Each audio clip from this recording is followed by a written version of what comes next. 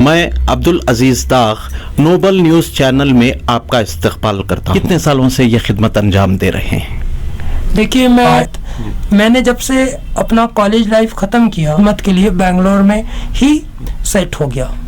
वो अक्सर क्या शिकायतें लेकर आपके पास आते हैं?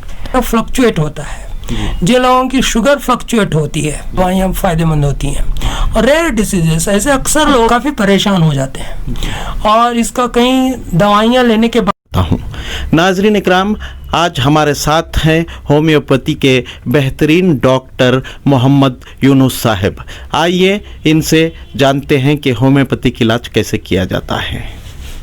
अस्सलाम वालेकुम डॉक्टर साहब, नोबल न्यूज़ चैनल में आपका बहुत बहुत इस्तकबाल है। शुक्रिया, आप लोगों का आने का शुक्रिया। जी डॉक्टर साहब, आप एक होम्योपैथिक डॉक्टर हैं। सबसे पहले हमारे नाजरीन को ये बताइए कि ये होम्योपैथिक इलाज कैसे किया जाता है। होम्योपैथी ये जर्मनी में इस्टेब्लिश हुई, फिर जर्मनी से होते हुए फ्रांस होते हुए हिंदुस्तान पहुंची। जी।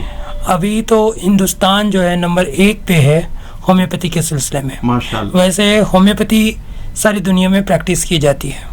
होम्योपैथी में होता ये है कि जैसे मर्ज़ को पहचानना ज़रूरी है, उसी तरीक़ा से कौन सी दवाई किस मर्ज़ के अंदर और किस मर्ज़ को सूट होती है, इसको भी जानना ज़रूरी होता है। होम्योपैथी में इलाज जो होता है, आपकी अंदर जो सिम्टम्स हैं, जिसको आप सिम्टम्स कहेंगे, वो सिम्टम्स को दवाई के सिम्टम्स से मिलानी पड़ती हैं। उसके बाद जो है दवाई दी जाती है और इस तरीक़ा से होम्योपैथी में इलाज होता है। होम्योपैथी में अक्सर जो है कई किस्म की दवाइयाँ इस्तेमाल होती हैं। एक जो प्लांट से बनी हुई रहती हैं जी, दूसरा जो है केमिकल से भी बनी हुई रहते हैं। तीसरी चीज़ जो है कुछ ग्लैंड से बनी हुई, जो एनिमल प्रोडक्ट से बनी हुई, इस तरीक़ा की दवाइयाँ होती हैं। होम्योपैथी की दवाइयाँ जो है विदाउट टॉक्सिक इफ़ेक्ट, जहरीले किसी इफ़ेक्ट के, वो दवाई आपको सेहतमंद बनाने में मदद करती है। यह सबसे बड़ा पॉजिटिव पॉइंट है होम्योपैथी में। अब किस तरीक़ा से इलाज होता है, होता यह है कि जब हमारे पास कोई मरीज़ आता है तो उससे हम मालूमात लेते हैं कि उसको क्या सिम्टम्स हैं, हमको पहले ये जानना पड़ता है। उसके बाद जो है हमारी एक प्रोसेस होती है, उसके अंदर जो है हम दवाई के जो सिम्टम्स होते हैं उसको मैच करते हैं। उसको मैच करने के बाद उस मर्ज़ के डायग्नोसिस के साथ इस दवाई का डायग्नोसिस किया जाता है और फिर दवाई दी जाती है। ये सबसे बड़ा डिफरेंस है होम्योपैथी, आयुर्वेदा, यूनानी, एलोपैथिक ब्रांचेस में। जी। अच्छा, कहा जाता है डॉक्टर साहब के होम्योपैथी में गर्मी का इलाज जो है गर्मी से किया जाता है और सर्दी का सर्दी से किया जाता है। ये कहाँ तक सच है? जी, ये बात बिल्कुल सच है। मैं ये बताया था अभी आपको कि सिम्टम्स में होता ये है कि अगर कोई पेशेंट का ऐसा है कि उसको सर्दी, ज़ुकाम, नज़ला है, तो इसी तरीक़ा के सिम्टम्स जो हैं दवाई देने के बाद एक सेहतमंद इंसान में पैदा हुई उस दवाई का इस बीमार को या मर्ज़ से जो शिकार हैं उनको दवाई दी जाती है। फिर उसमें अगर सिम्टोमेटोलॉजी आपकी मैच हो जाती है दवाई की और मर्ज़ की, तो फिर उसका इलाज होता है। सर्दी से सर्दी काटना या गर्मी से गर्मी काटना या लोहे से काटना एक जैसे है। लेकिन दवाई कितनी डोज में दी गई है, कितनी उसका जो डोज कितना है, उसका पावर कितना है, ये सब लोहे को आप लोहे से काट तभी सकते हैं जब लोहा जो है शार्प होना चाहिए। अगर आपका लोहा दोनों तरफ से ब्लंट है तो आप काट नहीं पाएंगे, यकीन है। और सर्दी में अगर सर्दी की कोई ऐसी दवाई है जिससे सर्दी को रोकने में फ़ायदा हो, मतलब अब कोई इंसान को जिस्म जो है सर्द है जी, और दवाई ऐसी बिल्कुल नहीं दी जा सकती कि उसकी सर्दी जो है बढ़ जाए। इसका मतलब ये नहीं है, अगर कोई इंसान का जिस्म सर्द है तो दवाई को ऐसी दवाई दी जाती है इस सर्दी को मैच करे, जिसके वजह से अगर आप बर्फ़ लेते हैं जी। एक जगह रखते हैं पानी में, ठंडे पानी में रखते हैं, तो बर्फ पिघलने लगता है। जी। इसी तरीका से जो है बीमारी को जड़ से निकालने में एक डोज की अगर आपकी सिमिलैरिटी आती है तो उस बीमारी को निकालने में मदद होती है। माशाल्लाह माशाल्लाह, बहुत बहुत शुक्रिया डॉक्टर साहब, आपने इतनी अच्छी मालूमात से हमें आगाह किया। सब आप ये जो होम्योपैथिक इलाज कर रहे हैं, कितने सालों से ये खिदमत अंजाम दे रहे हैं? देखिए, मैं होम्योपैथिक फील्ड में तकरीबन 30 साल से हूँ। माशाल्लाह। और इसका होता यह है कि एक 5.5 साल का कोर्स होता है जी। जिसको bachelor of homeopathic medicine and surgery कहा जाता है। इस कोर्स को कंप्लीट करने के बाद मैंने जब से अपना कॉलेज लाइफ ख़त्म किया उस वक्त से होम्योपैथिक फील्ड में हूँ। तकरीबन अब 30 साल हो गए हैं। मैं इससे पहले डॉक्टर बतराज होम्योपैथिक क्लिनिक में काम किया करता था। फिर जो है खिदमत के लिए, अपनी कौम की खिदमत के लिए बेंगलोर में ही सेट हो गया जी। और तकरीबन 30 साल से मैं होम्योपैथिक फील्ड में इलाज कर रहा हूँ। माशाल्लाह माशाल्लाह, काफ़ी तवील अरसे से आप ये खिदमत अंजाम दे रहे हैं। डॉक्टर साहब, आपके यहाँ जो पेशेंट्स आते हैं वो अक्सर क्या शिकायतें लेकर आपके पास आते हैं? देखिए, काफ़ी सारे मर्ज़ों के पेशेंट हमारे यहाँ आते हैं जी। अक्सर जो है सर्दी, ज़ुकाम, नज़ला, अस्थमा, स्किन की प्रॉब्लम, पिंपल्स, हेयर लॉस, नींद की प्रॉब्लम, बेचैनी, इस तरीक़ा की मुख्तलिफ बीमारियों से शिकार लोग हमारे पास आते हैं।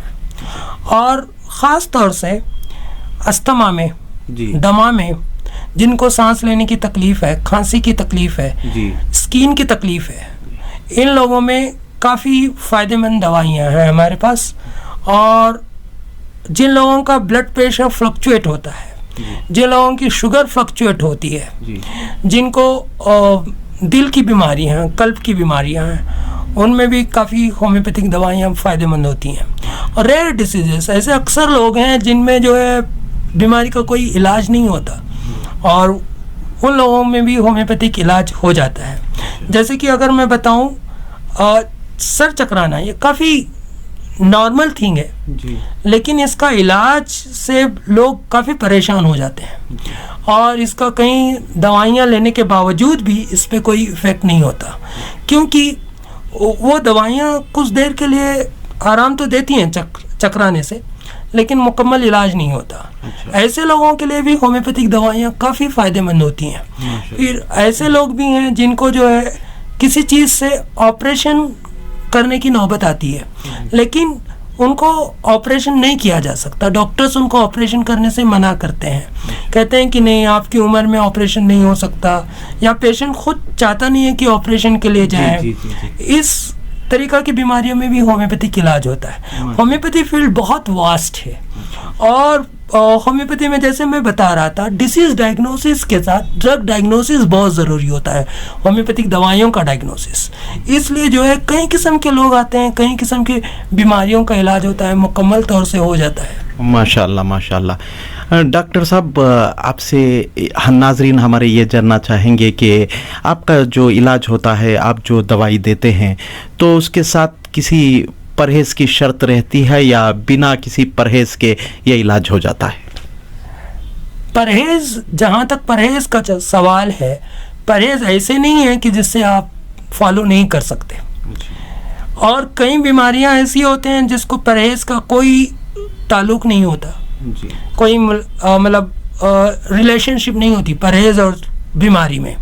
तो ऐसे बीमारियों में तो कोई परहेज़ करना नहीं पड़ता। कुछ बीमारियाँ हैं जिसमें करना पड़ता है, लेकिन वो भी सख्त परहेज़ नहीं रहते हैं, बिल्कुल मामूली से परहेज़ रहते हैं। जैसे कि आपको मामूली चीज़ें हैं जो खाना नहीं है, कुछ चीज़ें खाना है, तो इस तरीक़ा का होता है। ऐसा कोई मेजर परहेज़ नहीं है कि आप रेगुलरली ये खाते हैं, इसको छोड़ दो, वो खाते हैं, उसको छोड़ दो, फिर वो प्याज नहीं खाना है, कॉफ़ी नहीं पीना है, ये नहीं है, वो नहीं है, ऐसे कुछ नहीं है। कुछ है परहेज़, थोड़े बहुत हैं, किस बीमारी में देना है, किस दवाई के साथ कौन सा परहेज़ करना है, वो बीमारी और दवाई के साथ डिपेंड करता है। ऐसे नहीं है कि आपको हर चीज़ से परहेज़ करना पड़ेगा। बहुत बहुत शुक्रिया डॉक्टर साहब। डॉक्टर साहब, आज जो है दुनिया कोरोना की वबा से बहुत परेशान है। काफ़ी लोग बहुत परेशान हैं। आपकी नज़र में होम्योपैथी में कोरोना के ताल्लुक़ से क्या कहा जाता है? देखिए, कोरोना एक वायरल इन्फेक्शन है जी जैसे सर्दी ज़ुकाम होता है, उसी तरीक़ा की एक बीमारी है जी। लेकिन इस बीमारी में इन्फेक्शन फैलने का जो रेशो है बहुत ज़्यादा है। अच्छा। इसलिए अगर किसी को फ्लू हो जाता है तो वो 1 या 2 लोगों में फैल जाता है, लेकिन ये बीमारी जो है एक इंसान से कितने लोगों को फैलेगी ये बताना बड़ी मुश्किल चीज़ है जी। आज। इसीलिए लोग परेशान हैं जी। और इसका सबसे पहली चीज़ जो है, ये वायरस एक नया है जी। इसलिए इसके अंदर एहतियात लेना बहुत ज़रूरी है प्रोटेक्शन के लिए। जी जैसे अभी वैक्सीन आने वाले हैं जी। तो वैक्सीनेशन आने के बाद उसका इफ़ेक्टिविटी देखने के बाद क्या करना है क्या नहीं करना है ये बता सकते हैं। अब फिलहाल जो है खुद को बचाने के लिए जी। और दूसरों को बचाने के लिए मास्क पहनना बहुत ज़रूरी है। जी। नंबर 2, हाथों का साफ धोना। नंबर 3, ग़िज़ा का साफ होना, गर्म होना। बाहर होटलों से खाने से बचना, परहेज़ करना, ये सारी चीज़ें हैं जिससे कोरोना से बचाया जा सकता है, जिससे बचने के लिए फ़ायदा होता है। डिस्टेंस, सोशल डिस्टेंस मेंटेन करना, ये भी बहुत ज़रूरी चीज़ है। इस तरीक़ा से कोरोना पर आप काबू पा सकते हैं। दूसरा है होम्योपैथिक दवाइयाँ। दवाइयों से भी, होम्योपैथी में भी कई सारी दवाइयाँ हैं जिससे काफ़ी फ़ायदा होता है। मेरे पास पेशेंट्स हैं जो काफ़ी ब्रेथलेसनेस था, खांसी थी, खांसी कम नहीं हो रही है जी। क्या करेंगे, फिर वो लोगों ने मुझसे कांटेक्ट किया, मैंने दवाई दी होम्योपैथी की, जी। फ़ायदा हुआ। माशाल्लाह। अब ये नहीं कह सकते कि सबको फ़ायदा होगा। जी जी। 90% लोगों को फ़ायदा होता है। माशाल्लाह। अब 10% लोगों के अंदर फ़ायदा कितना होता है वो बहुत मुश्किल चीज़ है, उसी पे इतना परेशानी हो रही है। जी। तो इसलिए होम्योपैथिक दवाइयाँ जो हैं काफ़ी फ़ायदेमंद हैं इस बीमारी में। जी। कुछ लोगों में तो ऑक्सीजन जो 50-60% होने के बाद जी। उसको नॉर्मल लेवल पे लाया गया होम्योपैथिक दवाई से। माशाल्लाह माशाल्लाह। तो इस तरीक़ा से होम्योपैथी में काफ़ी फ़ायदेमंद दवाइयाँ हैं इसकी। माशाल्लाह। और कई कॉम्प्लिकेशन के लोग आ रहे हैं मेरे पास आजकल कि बेचैनी हो रही है डॉक्टर साहब, उसका इलाज तो हो गया लेकिन बेचैनी है, बदन में दर्द है और नींद नहीं आ रही है जी। स्किन की प्रॉब्लम हो रही है, तो इनका भी जो है होम्योपैथी में इलाज हो रहा है माशाल्लाह। और इनके लिए भी दवाइयाँ काफ़ी फ़ायदेमंद मेरे जहाँ तक मेरा सवाल है काफ़ी फ़ायदेमंद हुई हैं। डॉक्टर साहब, आपका हम बेहद शुक्रिया अदा करते हैं कि आपने हमें अपने ज़रूरी मालूमात से जो है हमें नवाजा। हम और हमारे नाज़रीन आपका बेहद शुक्रिया अदा करते हैं, खुसूसन नोबल न्यूज़ चैनल आपका बेहद शुक्रगुजार है। नाज़रीन इकराम, ये थे हमारे हर दिल अज़ीज़ डॉक्टर मोहम्मद यूनुस साहब, जो हमें होम्योपैथिक के ज़रिए से इलाज के ताल्लुक़ से बेहतरीन नुस्खे बता रहे थे। हम इनके बहुत ही मशकूर व ममनून हैं।